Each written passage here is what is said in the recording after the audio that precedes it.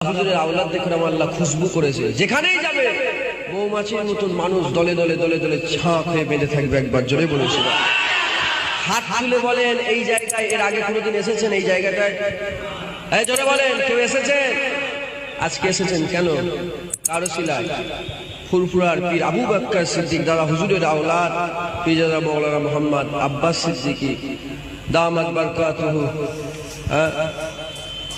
ভাইজান আসবেন, তিনার ওসিলায় আজকে জড়া হয়েছে। বিরোধিতা করে কেউ কিছু করতে পারবে? বিরোধিতা করে কেউ কিছু করতে পারবে না। তো যাই হোক, আমার বড় ভাই